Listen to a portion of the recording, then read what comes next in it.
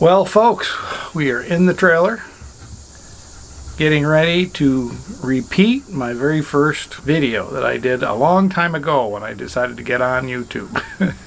So we're going to change the power station with a new power station. Here's the old one, and these are not too much different. As you can see, there are 3 breakers and 7 fuses. Here's the new one. I'll just take this off. There's 1, 2, 3, 4, 5, 6, 7 fuses, and it's got room for, I think, 4 fuses, 4 breakers in there. So not a whole lot of difference. The big difference with this one is that it will take lithium batteries and charge them. Yep. So that's what we're headed for. The first thing you got to do when you're working on power converters in a trailer is you have to unhook the power, right? We got it plugged in, so we got to disconnect that, and we'll also unplug the battery. We'll pull the wires off the battery, because either place can give you a pretty good shock depending on if it goes through the converter the wrong direction, which I'm not sure it can or not. But so we're going to disconnect all the power, which this is what I have to do, what I have to work with when I'm trying to film. So first things first, let's clear the work area. I took the mattress out, the bed. I moved the sliding part back so it's out of my way. And this is another project that I'm going to do. Is I'm going to replace this with plywood and make it so it lifts up on air shocks, air struts, and make this so I can get into this the storage area easily. This lifts up easily now. That the thing's right there. All the parts are down in there. Power's all off. We're ready to start ripping and tearing. Okay, start over. All right, I'm out in the garage because it's too hot and sunny in the outside, and the trailer's too tight. I just want to go over some of the stuff that I'm using to do this job. If you decide to change out your breakers, there's 2 different kinds. Make sure you're getting the ones they've got a little notch at the bottom, and these have a clip at the bottom. They hook up, these hook down, and these have a aluminum. You do not want these. These are for other applications. We want a little notch there and a clip at the bottom to hook onto the bottom of the converter. But you can buy those at Home Depot. Just make sure you get the right one, and they're only $6-7 bucks. The other thing I'm going to do is I'm going to add these little connectors to the back, and you got to make sure you get the right size, because the blue one is not the right size. The blue one is quite a bit bigger than the yellow one. Or you can use butt connectors, which the wire goes in either end like that, and it just holds it together. You have to have a tool to crimp it. You obviously need a screwdriver, a nice screwdriver, a screwdriver that'll take the square drives if you want to use square drives. If you're going to get square drives are nice. That's what most of the screws and bolts on your trailer are. They're the square drive. Robertson drives is what they call them. They see them a lot in Canada. They don't see them so much in the US. My opinion is they are a lot better. But the size for my electrical stuff is a 2.7. It's not there's a 1, 2, 3, and you'll see that on the cheap sets. But the 2.7 is the size for everything on there. And then you need a screwdriver that, these will just pop into the screwdriver and it'll be magnetic, and you can use flat blade or the square drive or whatever. good set of pliers. I like the side clippers. Don't use your toenail clippers. You'll ruin them. But I like these. A good flashlight so you can see into those tiny places. If you're going to be making the hole bigger, you might need a small saw. This is what I use, a real fine tooth saw. So if you watched me take apart the old converter, you'll notice that the thing on the back where the shore power goes in, this thing here on the back of the old converter was a real pain in the neck to get out. So I had to really twist it and yank it out at the same time. It was a pain. This is a screw in. These are called glands, and you can buy these, and I'll put a link. I'll put a link for everything here down below if you want to buy stuff. But these screw on. You know, all the parts are screws and bolts. You take off this main bolt, put that through the hole on the back of the converter. Hello. And put the bolt back on. And the neat thing that I'm finding out is that this bolt just fits in the converter and it's locked there, so you actually can screw it in and out the way you want. And then there's a lock bolt in the middle behind it. This bolt here is for locking it in the case. So that's called a gland. I don't know why it's called a gland, but it's called a gland. You might want some zip ties to put all the wires together when you're done. That was good. I get the small ones. They're nice. Oh, and the other thing you might want is you might want to bring a label maker. It's real nice to have those wires labeled. So that's all the parts and pieces you need. So all right, let's go out and start tearing down the old one and see what we need to get the new one.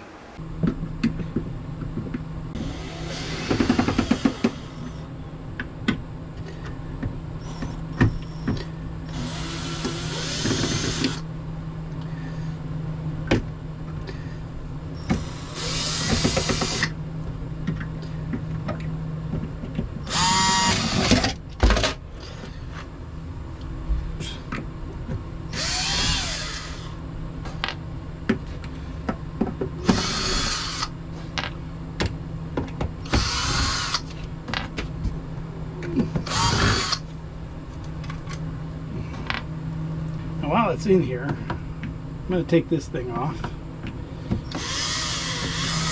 This just holds the main breaker in, since there's no power to it. Just gonna... There we go.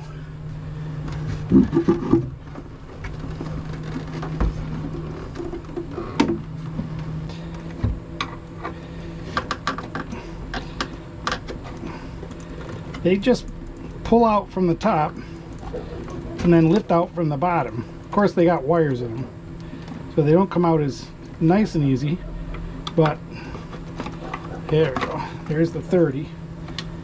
And so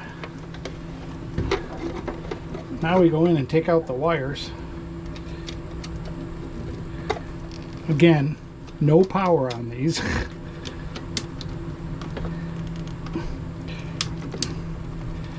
Torqued these down good, didn't I? And these are square screws. They have the square thing in them, so you can do it with a regular flat screwdriver or a square. And hopefully I can use these with my new board. All right, we got the Canadian square screwdriver. I do have those in my kit.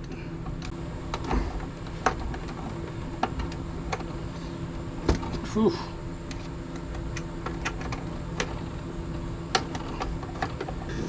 These screws are brass and they're soft, so if you don't get them just right, it's easy to strip them on the sides so you can't get a grip on them, but you can cut them.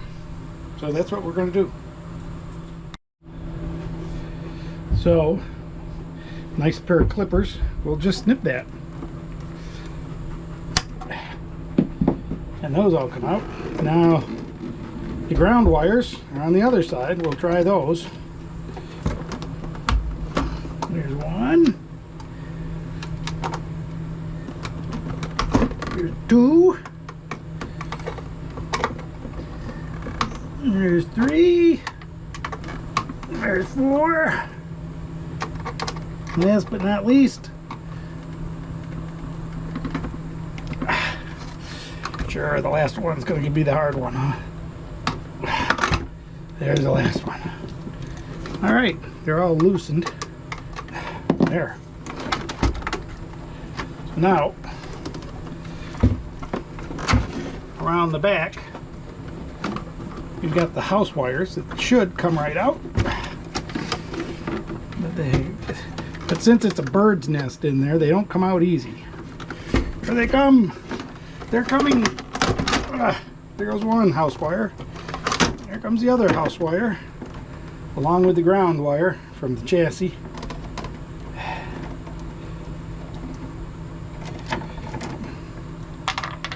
So, they're my house wires. And they go to the breakers. And I know that, so we can put them away.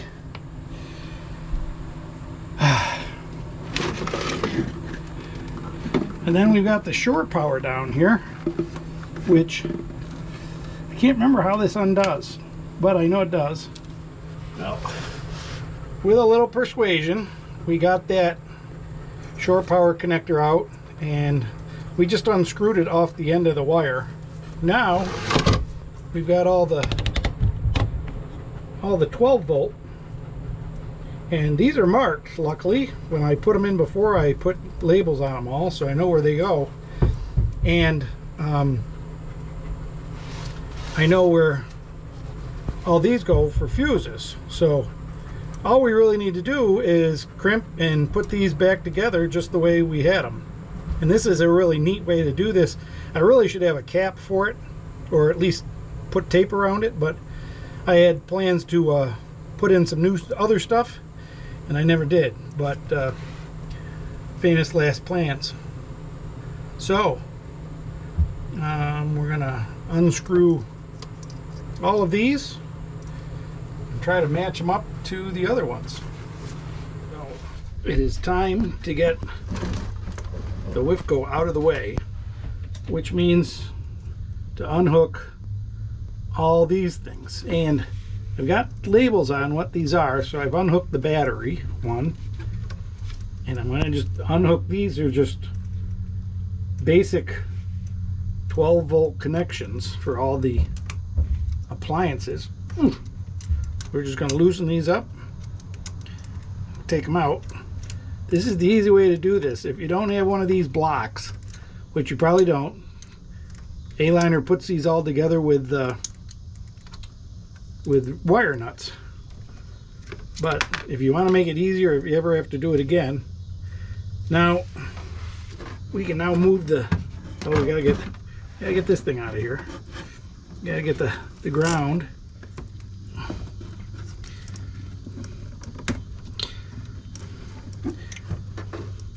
And in the regular A-Liner, I think all these white wires were put together with one big wire nut, which was just bizarre to me.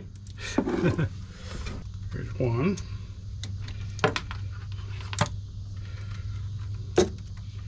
Number two, which is right for change. Put that in there. Tighten it down. Won't make you wait for all these. We'll just do them. Come back in a minute.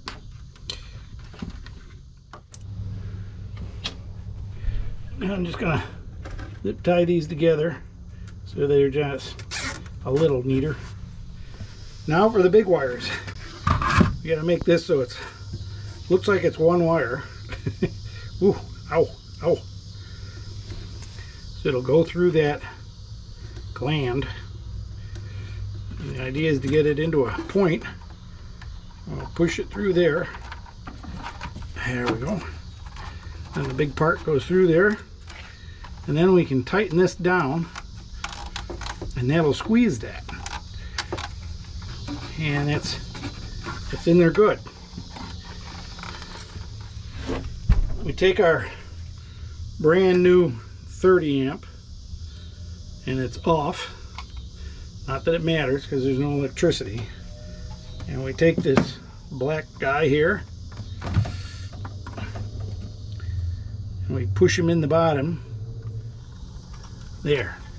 That's nice. And we'll clamp that down with the screw.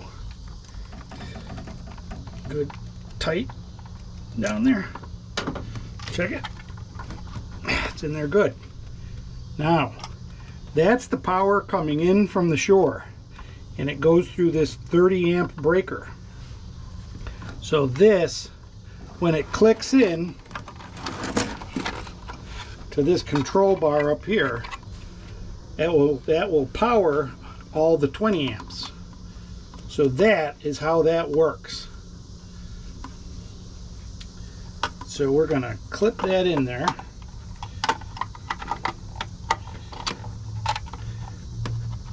And there, the 30 amp is in there. And now we got to click.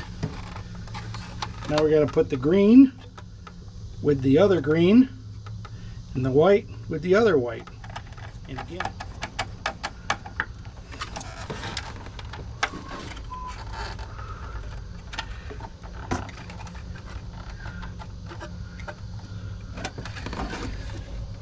all right, now the power is hooked up to the bus bar. Now we got to put, we're going to use these two 20 amp from the old ones. They're compact. That'll go in there great. And we can put the house power and maybe the 12 volt. All go in here. Maybe we'll just do the house power. Now, the house power has got to come through these things that haven't been stamped out yet. I think I'm going to stamp these out right now.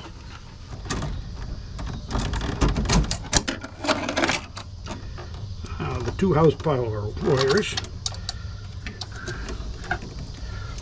Now, okay, so they're kind of through the hole. We got to get them all the way into the hole. We'll do from the other side.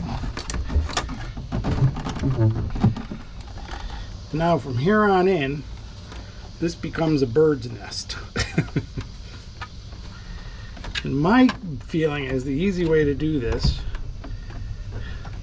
is to get these black ones over here somewhere, out of the way,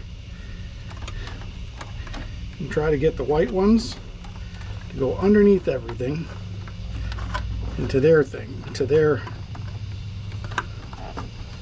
area.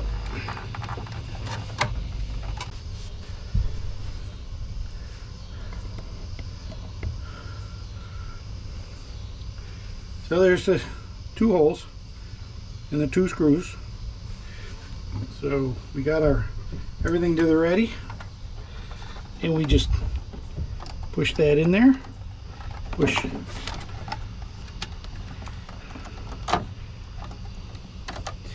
Goes right in there, and we tighten it down.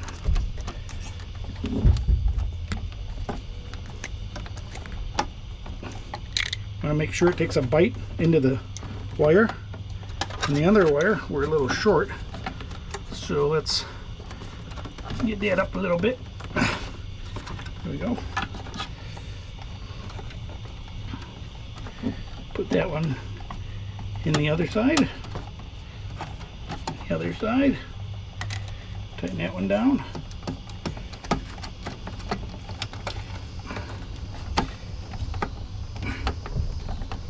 Tighten that down. Putting about 25-30 pounds of torque on that. Now, just remember, the power comes in through this side, the 30 amp, goes up from the bottom up to the top and onto this bar at the top. So that's where these guys get their power. So we have to latch those guys in to the bottom and then hook them into that thing. There. So we'll turn them off for the time being. And really, we're done. The only thing we're missing is fuses, which I think we'll steal from the other one. Don't you? Oh, you know what? I did not hook up this wire. This wire goes to the converter. This is what charges the battery. So this is important. So I think I'm going to put it on this 20 amp that's with the old 30 amp. And because it will fit in there. And that way we'll have the we'll just have another spot here, and there's plenty of room. That fills it right up. Well, I added some fuses. I have spare fuses that I carry. These things, these are 10s, these are 15s, and this is a 20, which is the battery. This is the battery reverse thing, so that's all doing. We still don't have shore power on yet. We're not plugged in. I want to make sure that I get it mounted in the wall. Now that I've got all the wires in, just got to stuff it back in the hole. So,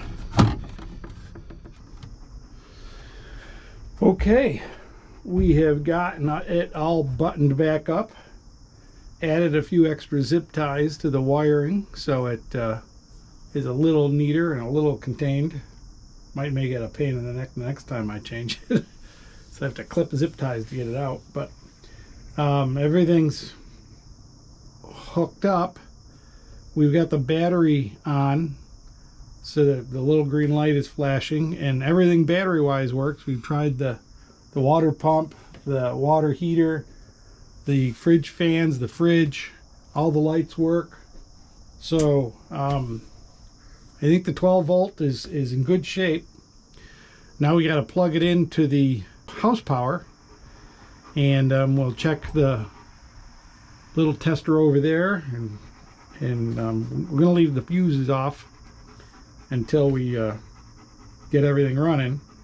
And we also have the battery charge circuit turned off, so because that's on a separate fuse, remember. So let's go plug it in and see what happens.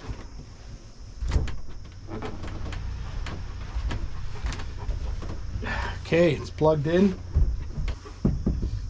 and let's get down close, and we'll throw the 30 amp breaker. No fire. Now we're going to blow the first 20 amp breaker.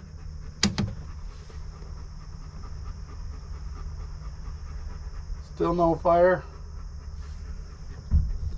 The other 20 amp breaker, and our tester lights up because that's on that breaker, and it says it's good. Let's bring it over to the other breaker. I put this in last year, and that's good. So the wiring seems to be good. Let's go out and look at the battery. The battery, after running all night, is at 12.7. Can you see that? 12.7. So that's without charge on. So that's with solar though. Got the solar hooked up and it's just getting the sun up. So now we hit the last 20 amp breaker. That should go to the battery. And everything looks good here. All our fuses are good. Go see what the battery's doing.